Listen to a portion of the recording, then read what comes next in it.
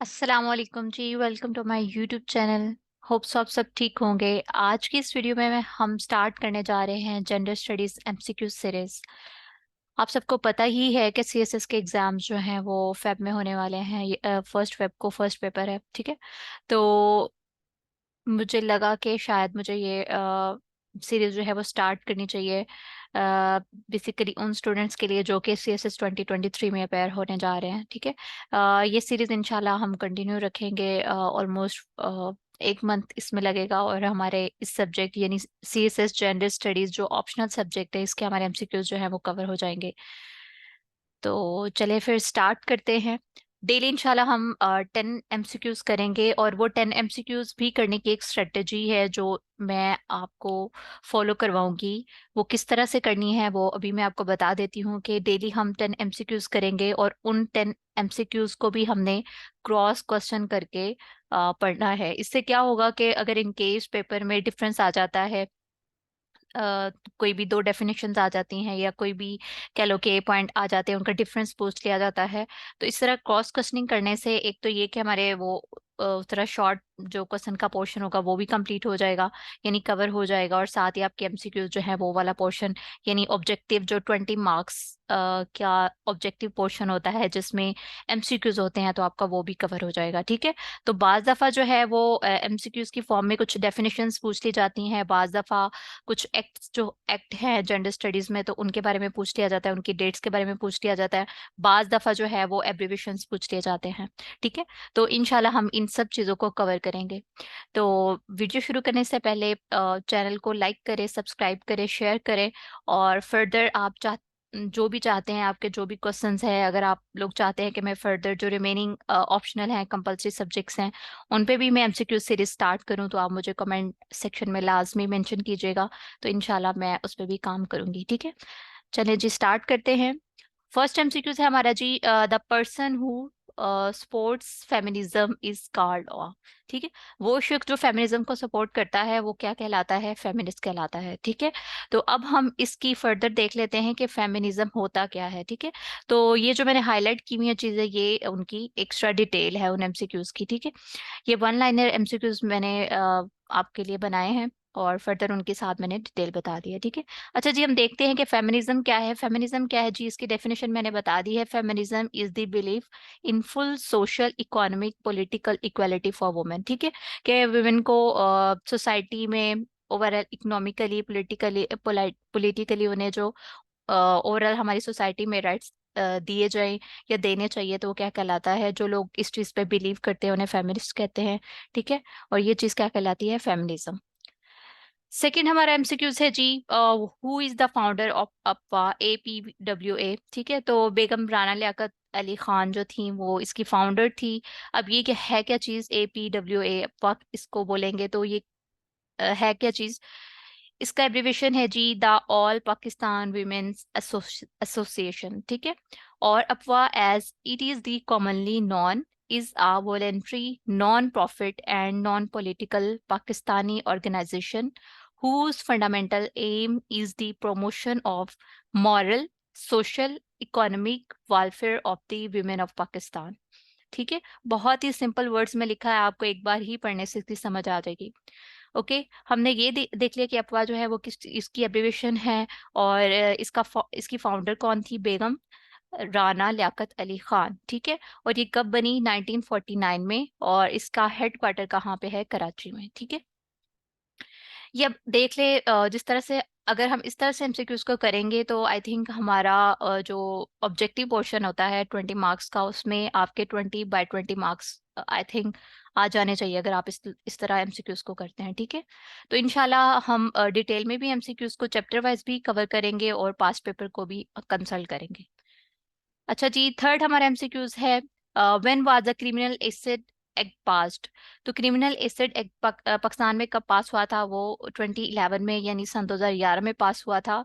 Further उसकी detail बताई गई है, the Pakistani government officially acknowledged acid attacks as a separate crime in 2011 यानी 2011 ऑन December 12, 2011, ठीक है। फर्दर आप देख लीजिएगा, उसकी डिटेल है। उसको आई थिंक पढ़ने की जरूरत नहीं है।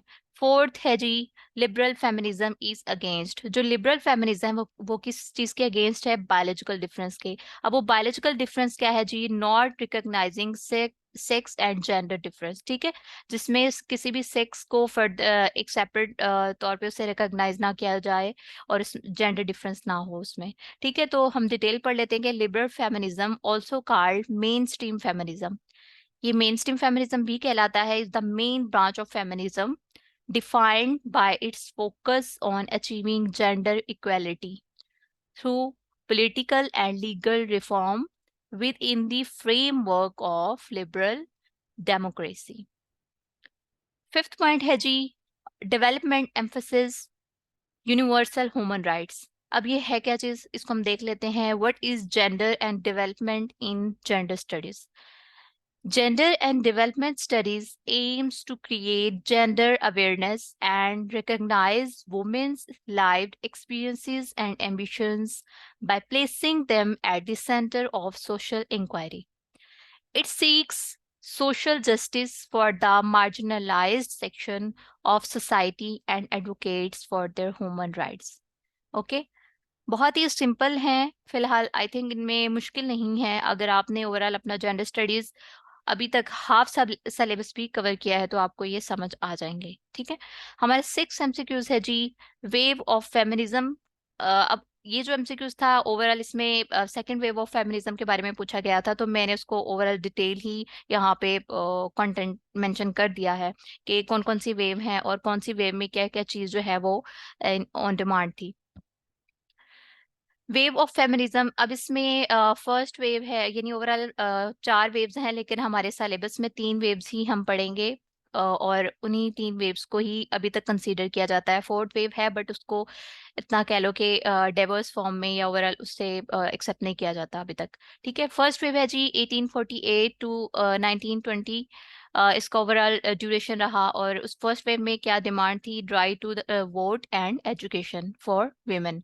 सेकेंड वेव क्या कब स्टार्ट हुई थी? 1963 टू 1980s तक रही। इसमें क्या था? Radicalisation and sexual revolution. Third wave 1990s to onward, उसकी कोई डेट एग्जैक्ट मेंशन नहीं है, तो उसमें क्या था? Intersectional sectionality and queer theory. Fourth wave क्या थी? उसमें डाइवर्स फेमिनिज्म के बारे में चीजें मेंशन की गई हैं और वो कहते हैं कि अभी तक वो चल रही है। ठीक है, अब हमारा 7 MCQs आ जाता है। WID, वाइड इसको बोल रहे हैं तो stands for women in development, इसका एब्रिविएशन क्या है? Women in development. फिर WAD क्या है? Women and development. और GAD क्या है जी? Gender and development. अब ये चीजें हैं क्या? आपको समझ तो आ गई कि इनका एब्रिविएशन क्या है? Women in development, women and development, gender and development. But इनकी डिटेल पढ़ने के लिए ये मुझे एक आर्टिकल मिला था medium.com से, बहुत ही अच्छा आर्टिकल है, तो काइंडली आप इसको पढ़ लीजिएगा। ये लिंक जो है मैं डिस्क्रिप्शन में दे देती हूँ, तो आप काइंडली इसको ओपन करके लाजमी पढ़िएगा। इससे ये कि इन तीनों चीज़ों को मिला के आपका एक क्वेश्चन बन सकता है। ठीक है, तो इस तरह से अगर एक लॉन्ग क्वेश्चन इनका आ जाता है तीनों पॉइंट्स का, तो वो आप ये आर्टिकल पढ़ेंगे, आपका कॉन्सेप्ट जो है वो क्लियर हो जाएगा, आपकी बेस बन जाएगी। ठीक है, आप इसमें फर्दर जो है फैक्ट्स को ऐड कर सकते हैं, अपडेटेड फैक्ट्स को, तो आपका ये क्वेश्चन इस तरह से भी हो जाएगा। या फिर इनका डिफरेंस पूछ लिया जाता है बाज दफा, तो फिर आप तब भी ये आर्टिकल पढ़ेंगे तो आपका ये क्वेश्चन एक तरह से जो है वो कवर हो जाएगा। ठीक है, फिर है जी एक बुक के बारे में यहाँ पूछा गया है, जेंडर ट्रबल। जेंडर ट्रबल एक बुक का नाम है, तो वो किसने लिखी है जी? वो जूड बटलर ने लिखी है। तो ये थे आज के आपकी जेंडर स्टडीज MCQ सीरीज 1, और इनशाला आई ट्राई कि मैं डेली बेसिस पे आप लोग के लिए एक वीडियो बनाऊं जिसमें डेली ऑलमोस्ट हम 10 MCQs कवर करेंगे। अब कह तो मैं 10 रही हूँ बट वो 10 से ज़्यादा हो जाएंगे, क्योंकि हम हर MCQs को जो है वो डिटेल में पढ़ेंगे। जैसे अभी आपके सामने ये फर्स्ट आपकी सीरीज थी जिसमें मैंने एक MCQs को फर्दर डिटेल में उसकी डिस्क्रिप्शन आपके साथ शेयर की है। तो इससे अब देखिए, जो MCQs अभी 7 हमने पढ़ा, women in development, women and development, gender and development, तो वो तीनों अगर आप एज ए MCQs भी पढ़ रहे हो तो आपके MCQs भी अगर आ जाते हैं तो वो आपको मार्क्स पूरे मिल जाएंगे। अगर आपका वो लॉन्ग क्वेश्चन आ जाता है तो वो भी आपके मार्क्स पूरे आ जाएंगे अगर आप उसको पढ़ लेते हो। तो उसका लिंक मैं दे देती हूँ डिस्क्रिप्शन में, वो आप लाजमी पढ़ लीजिएगा। और ये पीडीएफ जो है इसका लिंक भी आई ट्राई कि मैं पीडीएफ डिस्क्रिप्शन में दे दूँ। वरना अगर आपको चाहिए तो आप डिस्क्रिप्शन में मेरा व्हाट्सअप नंबर है, आप मुझे मैसेज कर लीजिएगा तो आपको ये पीडीएफ मिल जाएगी। Thank you so much for watching. Channel को लाइक करें, सब्सक्राइब करें ताकि आपको आने वाली वीडियो के नोटिफिकेशन मिल सकेंगे। अगर आप सब्सक्राइब नहीं करेंगे चैनल को, बेल आइकन को जो है प्रेस नहीं करेंगे, तो फिर जब भी कोई वीडियो अपलोड होगी तो आपको नोटिफिकेशन नहीं मिलेगा। तो इसलिए मैं कहती हूँ कि चैनल को सब्सक्राइब करें, फर्दर शेयर करें। और अगर आप लोग चाहते हैं कि मैं किसी और भी सब्जेक्ट यानी ऑप्शनल या कंपलसरी में से कोई भी सब्जेक्ट की इस तरह से एमसीक्यू सीरीज स्टार्ट करूँ तो आप मुझे कमेंट में लाजमी मेंशन कीजिएगा। ठीक है, thank you so much. Allah Hafiz.